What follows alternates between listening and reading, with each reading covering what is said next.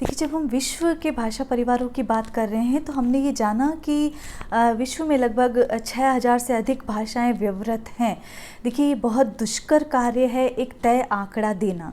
और जब विश्व की इन सभी भाषाओं को मुख्य प्रमुख भाषा परिवार में बांटने की बात आती तो वहाँ पर भी किंचित मतभेद हैं। कुछ लोग 10 बताते हैं, कुछ 12 और कुछ 13। हमने मुख्यतः इन्हें जो आपके सामने रखने की कोशिश की, सभी को समेटने की कोशिश की, जिसमें भारोपीय, द्रविड़, चीनी तिब्बती, सामी हामी और काकेशियन, यूराल अल्तेतिक, अमेरिकी, सुडानी, ऑस्ट्रेलियाई, बुशमैन, जापानी, कोरियाई और काकेशियन जो है प्रमुख हैं। देखिए, इनमें से जो सर्वाधिक जो भाषा परिवार आते हैं वो भारोपीय भाषा परिवार भारोपीय परिवार में आते हैं, जिसमें भारत और यूरोप के जो बहुत सारे जो देशों की जो भाषाएं हैं वो इस संवर्ग में समाहित है। द्रविड़ में जैसे हमने बात की, यदि भारत के संदर्भ में बात करें तो द्रविड़ संवर्ग में वे भाषाएं आती हैं जो भारत के दक्षिण में बोली जाती हैं।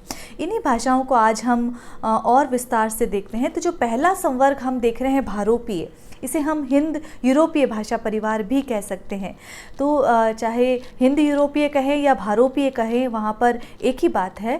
और जैसा कि हमने कल भी जाना कि यह भाषा परिवारों में सबसे बड़ा भाषा परिवार है और सबसे महत्वपूर्ण भी है, क्योंकि इसमें अंग्रेज़ी, रूसी, फ़ारसी, हिंदी, पंजाबी, जर्मन, ये सारी जो भाषाएं हैं और नेपाली भी, तो ये सारी भाषाएं इसी समूह से संबंध रखती हैं। और तो इसलिए बहुत महत्वपूर्ण संवर्ग है। जैसा कि हमने कहा, इसे भारोपीय भाषा परिवार भी कहते हैं। और विश्व की जनसंख्या के लगभग आधे से अधिक लोग जो हैं भारोपीय भाषा से संबंध रखते हैं। और यदि भारत की बात करें तो लगभग 97% जो जनसमूह है वो इस संवर्ग से आता है। संस्कृत, ग्रीक और लैटिन भाषा, लातिनी भाषा की जब हम बात करते हैं वो भी इसी संवर्ग से हैं। अरबी एक बिल्कुल भिन्न परिवार से संबंध रखती है और इस परिवार की जो प्राचीन भाषाएं हैं वो बहिर्मुखी और श्लिष्ट योगात्मक भाषाएं मानी जाती हैं। तो ये महत्वपूर्ण बात है, यहाँ पर ध्यान रखें कि ये बहिर्मुखी श्लिष्ट योगात्मक भाषाएं हैं, जिसमें कारक समूह जो है वो यहाँ पर महत्वपूर्ण भूमिका रखता है। दूसरी जो महत्वपूर्ण भाषा है जिसमें मंदारिन आती है और तिब्बत की आती है भाषाएं, जिसमें चीनी तिब्बती परिवार की भाषाएं। ये आदिवासी संवर्ग की भी बहुत बड़ा संवर्ग जो है आदिवासी वर्ग का, वो भी इन भाषाओं को बोलता है। तो जब हमने कल बात की कि जो जनजातीय जो वर्ग है वो भी इसी वर्ग से संबंधित है। तो देखिए, जो मंदारिन जो है, जो उत्तरी चीनी भाषा कही जाती है, वो इसी परिवार से संबंध रखती है।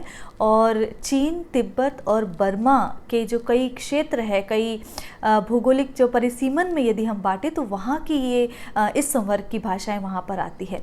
तो इसकी जो स्वरों की बात करें तो स्वर लहरियाँ एक ही जैसी रहती हैं और उतार चढ़ाव पर बात वहाँ पर अधिक रहता है, जोर अधिक रहता है। तो एक ही जो शब्द है उसे यदि भिन्न भिन्न तरीके से बोला जाए, चीनी भाषा इसका एक उदाहरण है, तो वहाँ पर स्वर और लय और यति गति का जो बात है वो इन भाषाओं में महत्वपूर्ण भूमिका अदा करती है। इसे नाग भाषा परिवार भी कहा जाता है। जैसा कि हमने कल देखा कि रामविलास शर्मा ने अपनी पुस्तक में ये बताया है कि नाग भाषा परिवार की भी जो अनेक भाषाएं हैं वो भारत में पाई जाती हैं। जो भारत में जो 4 महत्वपूर्ण परिवार पाए जा रहे हैं उसके साथ ही नाग भाषा परिवार की भाषाएं भी पाई जाती हैं। इसे एकाक्षर परिवार भी कहते हैं। जैसा कि मैंने कहा, जो एक ही शब्द को यदि भिन्न भिन्न तरीक़ों से वहाँ बोला जाए तो वो इस संवर्ग की विशेषताएँ हैं।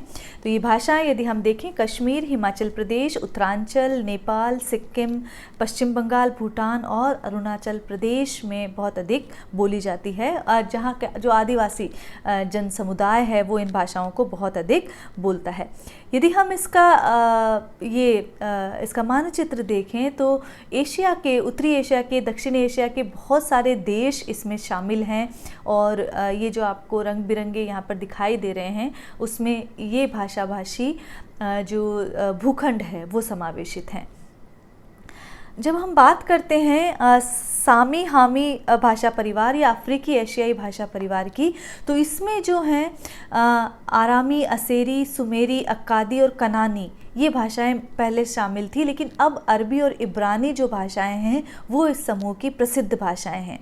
अगर इसके भाषा वैज्ञानिक दृष्टिकोण से देखें तो इसमें 3 धातु अक्षर होते हैं और बीच में इनमें स्वर जोड़ दिया जाता है, बीच में इनमें स्वर आता है कैसे ना कैसे। तो ये इसकी मुख्य विशेषताएं हैं। ये भी अंतर्मुखी श्लिष्ट योगात्मक भाषाएं हैं। इसी तरह द्रविड़ भाषा परिवार जो मुख्य भाषा परिवारों में है, तो द्रविड़ भाषा परिवार की जब हम बात करें तो दक्षिण भारत की कई जो भाषा संकुल है एक तरह से, उसका समूह इसमें माना जाता है और इसमें तमिल, तेलुगु, कन्नड़ और मलयालम जैसी भाषाएं इसमें समावेशित हैं। उत्तर पूर्व की भी कुछ भाषाएं जिसमें ब्राहुई, गोंडी, कुडुख जिन भाषाओं की जो बात करते हैं वो द्रविड़ भाषा परिवार से संबंधित है और ये भी अश्लिष्ट योगात्मक भाषाएं हैं और इनमें संस्कृत के कई शब्द भी आ गए हैं। यदि इन भाषाओं में देखें, यदि हम तमिल, तेलुगु, कन्नड़ और मलयालम की बात करते हैं तो, और यदि इनकी प्राचीनता की दृष्टि से बात करते हैं तो तमिल सर्वाधिक जो पुरानी भाषा, सबसे प्राचीन भाषा मानी जाती है और इसे शास्त्रीय भाषा भी कहा गया है। जो संगम जहाँ पर हुआ था, इतिहास के विद्यार्थी जानते हैं, तो वहाँ पर तमिल भाषा के महत्वपूर्ण ग्रंथ वहाँ पर मिलते हैं और इसीलिए जो द्रविड़ भाषाएं हैं उसमें तमिल जो भाषा है उसे सर्वाधिक प्राचीन भाषा और शास्त्रीय भाषा माना गया है। जब हम द्रविड़ भाषा की बात करते हैं और इसकी लिपि की बात करते हैं तो इनकी लिपि की जो उत्पत्ति है वो ब्राह्मी भाषा से ही उत्पन्न हुई है और इन भाषाओं में ट, ण, ल, ड़ इन जो ध्वनियों का जो बहुतायत है वो वहाँ देखने को मिलता है। तो ये द्रविड़ भाषा परिवार की बात है। यहाँ पर आप मानचित्र में देख सकते हैं, भारत के मानचित्र का वो हिस्सा लगाया गया है जहाँ पर तेलुगु, कन्नड़, तमिल और जो द्रविड़ भाषा समूह की जो अन्य जो भाषाएं हैं, जिसे हम चाहे तुलु कह लें, चाहे कोडावा कह लें, चाहे गडाबा कह दें, कुल कह दें, गोंडी कह दें, ये सारी भाषाएं यहाँ पर दिखाई दे रही हैं। तो ये द्रविड़ भाषा परिवार है, द्रविड़ भाषाएं हैं जो भारत में जो बोली जा रही हैं और इस संवर्ग में रखी गई है। इसके साथ ही हम बात करें एक महत्वपूर्ण कुल है यूराल अल्ताई कुल, जिसे हम यूरेशिया, यदि हम 4 मुख्य खंडों में बांटें, यूरोप और एशिया की जो खंड है वहाँ पर यदि हम रखें तो यूरोप अल्ताई कुल में इसे रखा जा सकता है। तो इसके यदि प्रमुख भाषाओं के आधार पर इसके ये अन्य नाम देखें तो जो इसमें बोली जाती है, जिसमें तुरानी, सिदियन, फोनी तातारिक और तुर्क मंगोल मंचू कुल हैं। इसका क्षेत्र भी बहुत विस्तृत है, किंतु साइबेरिया, मंचूरिया और मंगोलिया इसमें इस संवर्ग की भाषाएं रखी गई हैं।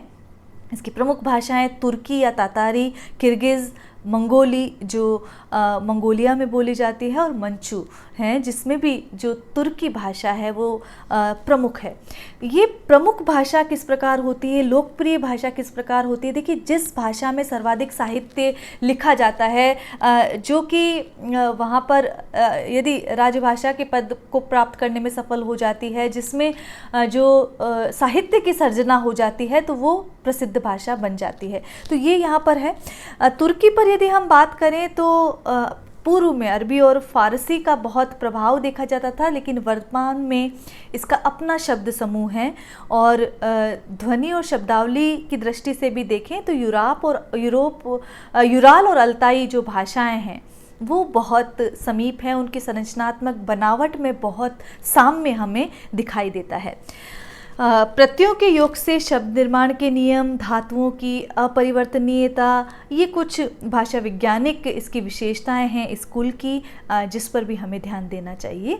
तो यूराल अल्ताई कुल यूरेशिया परिवार का एक महत्वपूर्ण खंड है, जिसमें यदि आप देखें तो मंचूरिया, मंगोलिया और साइबेरिया में ये भाषाएं प्रमुख बोली जाती है, इस संवर्ग की भाषाएं बोली जाती हैं।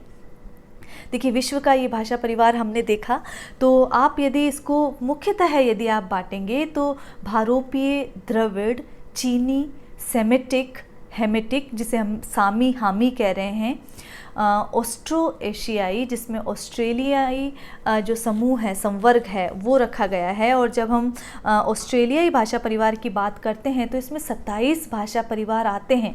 और साथ ही भाषा वैज्ञानिक ये भी कहते हैं कि ऑस्ट्रेलियाई परिवार की जो बहुत सारी जो भाषाएं हैं वो विलुप्ति के कगार पर हैं, वो एंडेंजर होने को हैं। तो उस समय देखिए भाषा वैज्ञानिकों की ये कोशिश रहती है कि उस सूची में शामिल ना होने दिया जाए भाषाओं को। और क्यों ना होने दिए जाए? क्योंकि किसी भाषा की निर्मिति में बहुत अधिक बौद्धिक व्यायाम की आवश्यकता होती है। तो इस दृष्टि से हमें ऑस्ट्रेलियन भाषा परिवार को जानना चाहिए, जिसमें 27 भाषा परिवार हैं और लगभग 175 भाषाएं इसमें शामिल है। और इसमें से भी जो 90% भाषाएं हैं वो आदिवासी भाषाएं हैं। और जो आदिवासी भाषाएं हैं, चूँकि ये जनसमूह ही एक तरह से बहुत संवेदनशील है, तो इसलिए ये विलुप्ति के कगार पर ये माना गया है।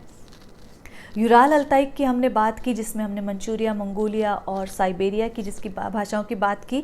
जो बाटू जो परिवार है वो अफ्रीका खंड में आता है। और इसका नामकरण यदि हम देखें तो इंजिल में जो वर्णित है, सामी हामे की भी बात करें तो इंजिल में वर्णित जो एक पर्वत खंड है उसके आधार पर सामी हामे का किया गया है। और यदि हम बाटू की देखें तो सूडान के आसपास की जो भाषाएं हैं वो इस संवर्ग में हैं। अमरीकी खंड हमने देखा, इसमें लगभग 100 परिवार स्वीकार किए गए हैं। और इसमें उत्तरी अमेरिका, केंद्रीय अमेरिका, मैक्सिको, ये सारे जो क्षेत्र है उस क्षेत्रों की भाषाएं इसमें शामिल कर ली जाती है, चाहे वो दक्षिण अमेरिका हो, चाहे उत्तरी अमेरिका हो, केंद्रीय सेंट्रल अमेरिका हो या मैक्सिको हो, उसकी भाषाएं इसमें हैं। सुडानी, बुशमेन, जापानी, कोरियाई नाम से ही यह विदित है। इन देशों में, इस संवर्ग में ये भाषाएं रखी जाती हैं। ये विश्व का भाषा परिवार था। और इसमें से यदि हम देखें तो कुछ भाषा परिवार अलग अलग भाषा खंडों में बटे हैं, चाहे हम भारोपीय की बात करें, द्रविड़ की बात करें, चीनी की बात करें। तो व्याकरणात्मक और विश्लेषणात्मक दृष्टि से ये भाषा परिवार अलग अलग रखे गए हैं। अन्यथा मुख्यतः 4 संवर्गों में ही बांटा जा सकता है, जो हमने कहा। यूरेशिया खंड कहा, अफ्रीकी खंड कहा, हमने प्रशांत महासागरीय कहा, जिसमें इंडोनेशियन, ऑस्ट्रेलियाई, ये मलेशियन, ये सारी भाषाएं आ सकती हैं, और एक अमेरिकन। लेकिन ये अलग अलग जो रखने की कवायद है वो संभवतः है इसलिए क्योंकि ये व्याकरणात्मक और विश्लेषणात्मक दृष्टि से ये एक रूपता रखते हैं, इसलिए और अधिक इनका सूक्ष्म अध्ययन करने की दृष्टि से इसे इस तरह बांटा गया है। तो ये मुख्यतः जो भाषा परिवार है वो आप देख रहे हैं। हमें जो बात करनी है हिंदी की, जब हम बात करेंगे तो जो पहला संवर्ग है भारोपीय परिवार, वहाँ हम बात करेंगे, उसका हम विश्लेषणात्मक अध्ययन करेंगे। भारोपीय परिवार की जब बात करते हैं तो वो फिर 2 सतम और कैंतुम में बट जाता है। और जो सतम संवर्ग है वहाँ पर ही हम बात करते हैं हिंदी की। जो सतम में भी भारत ईरानी जो शाखा है उससे उसकी भारतीय शाखा से हिंदी का उद्गम माना जाता है। तो सतम की बात करेंगे हम, भारत ईरानी परिवार की बात करेंगे, जिसमें भी भारतीय, दरद और ईरानी हैं। और भारतीय भारत ईरानी जो संवर्ग है उससे भारतीय, दरद और ईरानी, और फिर भारतीय से प्राचीन भारतीय, आर्य भाषा, मध्यकालीन और आधुनिक आर्य भाषाओं का वहाँ पर जन्म और विकास वहाँ पर माना जाता है। तो ये एक वैश्विक परिदृश्य में अध्ययन करने की चेष्टा, चूँकि ये दोनों ही आपके स्नातक और स्नातकोत्तर स्तर का विषय है, तो इस वर्गीकरण को स्पष्ट होना ज़रूरी है कि विश्व की कितनी भाषाएं हैं, कितने संवर्ग हैं, उन्हें क्यों आखिर इन परिवार मूलक वर्गीकरण। देखिए, परिवार मूलक वर्गीकरण है। परिवार मूलक कैसे कि किस तरह किसी एक परिवार की किसी एक मूल स्थान से उद्गम होने वाली भाषाओं को हम एक संवर्ग में, एक परिवार में रख सकते हैं। तो वहाँ पर हमने इसे परिवार मूलक वर्गीकरण कहा। परिवार मूलक वर्गीकरण ही अधिक वैज्ञानिक है, आकृति मूलक वर्गीकरण नहीं। और ये जो वर्गीकरण हम आपके समक्ष देख रहे हैं उसमें भी बहुत सारी सहमतियां और असहमतियां हैं।